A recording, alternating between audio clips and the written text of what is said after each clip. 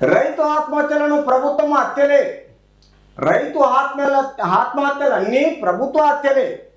వీళ్ళు చేసిన ఏం లేదు. హాస్టల్లో చనిపోయినా, పురుగులు తిని చనిపోయినా, తర్వాత హత్యలు ఏమైనా, వాళ్ళు పోలీసులు ఫోన్ ట్యాపింగ్ చేసినా, వీళ్ళ ప్రభుత్వంలో ఎన్ని వచ్చినా మాత్రం ప్రభుత్వ హత్యలు కావాలి. అర్థమవుతుందా? ఇప్పుడు వీళ్ళు చేస్తే కాంగ్రెస్లో ప్రభుత్వ హత్యలే. దీనిని వీళ్ళు లేపి చూపిస్తున్నారు. ఓహోహో, రాష్ట్రంలో జరుగుతున్న రైతు ఆత్మహత్యలన్నీ ప్రభుత్వ హత్యలేనని BRS working president Kalvakuntla Taraka Ramarao ఆరోపించారు. రేవంత్ రెడ్డి సర్కార్ తప్పుడు నిర్ణయాలతో పాటు ఇచ్చిన హామీలు అమలు చేయకపోవడం వల్లే అన్నదాతలు ప్రాణం తీసుకుంటున్నారని చెప్పారు. ప్రజా సమస్యలు పరిష్కరించకుండా ప్రతిపక్షాలపై అక్రమ కేసులు బనాయించడము, అరెస్టు చేసే తాపత్రయము సీఎం రేవంత్ రెడ్డిని ఆరోపించారు. నీ పరిపాలన పూరలను అరెస్టు చేసిండు, స్టూడెంట్లను అరెస్టు చేస్తుంది, యూనివర్సిటీని అరెస్టు చేస్తుంది, మీడియాను అరెస్టు చేస్తుంది, తీన్మార్మలను అరెస్టు చేస్తుంది. తర్వాత మీరు చేసే మొత్తం అరాచక పరిపాలన చేసి 10 సంవత్సరాల్లో ఈరోజు వాళ్ళు 1 ఇయరే కాలేదు, వాళ్ళని లేపి కూర్చుని పెడుతున్నారంటే ఏమనాలో? ఈ తారక రామారావు ఆరోపణ ఏందో అది అర్థమైతలేదు.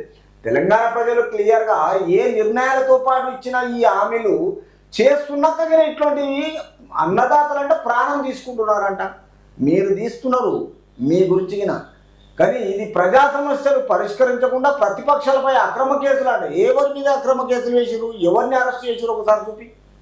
మీరన్నా ధర్మ చౌకులు ఎత్తేసి పాలక వర్గంతో మీరు ఉన్నప్పుడు ఏ ఒక్కరు బహిరంగ సభలు పెట్టకుండా, ఏ ఒక్కరు ధర్నా చౌకులు చూడకుండా, ఎవరికి పర్మిషన్ ఇవ్వకుండా అందరూ హైదరాబాద్లో ఉండి ఏ విలేజ్కి పోకుండా తిరిగి ఏ బహిరంగ సభలు లేకుండా మీరు చేసిన పరిపాలనకు మిమ్మల్ని ఓడిపోయారని ప్రజలు ఓడించుకున్నారు. ఇప్పుడు కాంగ్రెస్ని గెలిపించుకున్నారు. దాని మీద పడి ఊకే ఏడవడం ఎందు గురించి చెప్పండి కదా.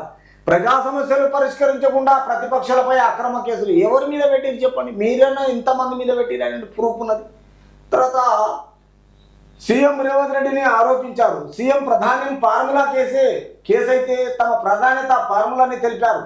హైకోర్టు తీర్పునకు అనుగుణంగా నల్గొండలో రైతు ధర్నా నిర్వహిస్తామని చెప్పారు. వాళ్ళు నిర్ణయిస్తారు, కానీ మీరు ప్రతిపక్షం ఆస్వాదించకుండా ఫార్ములా కేసు అయితే తమ ప్రాధాన్యత ఫార్ములాగా తెలిపి ఈరోజు హైకోర్టుకు అనుగుణంగా నల్గొండలో రైతు ధర్నా విషయానికి వచ్చి మొత్తము మీరు ఈ విధంగా నిర్వహిస్తామని చెప్తున్నారు.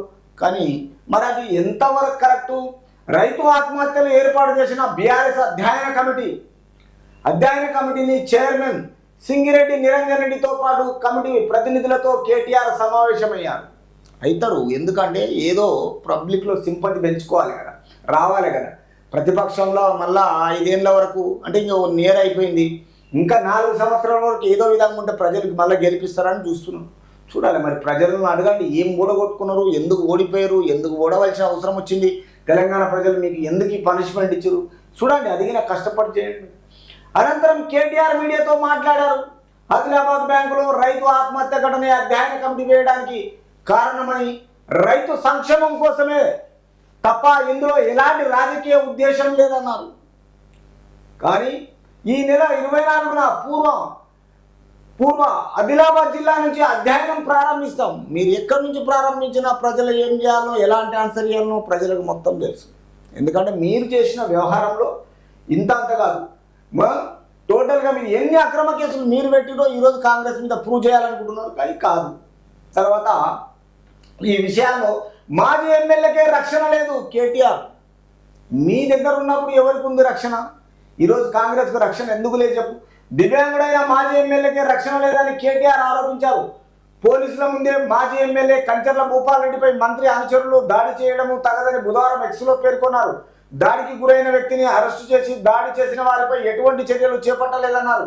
ఘటనకు బాధ్యులైన వారిపై కేసు నమోదు చేయాలని డీజీపీని కేటీఆర్ కోరారు.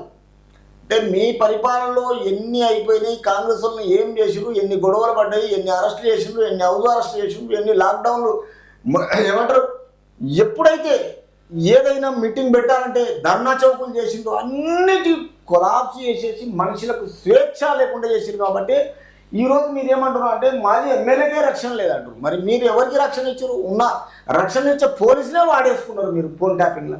కాబట్టి ఈ విషయంలో తెలంగాణ రాష్ట్ర ప్రజలు చూస్తున్నారు. ఇక్కడ బావ ఏంది, బామ్మాడిది ఏంది అంటే హరీష్ రావు ఏంది, కేటీఆర్ ఏంది చూద్దాం మరి ఈ విషయంలో తెలంగాణ ప్రజలు ఏం ఆన్సర్ ఇస్తారో, వీళ్ళకి ఎలాంటి స్వేచ్ఛా భావజాలం కల్పిస్తారో.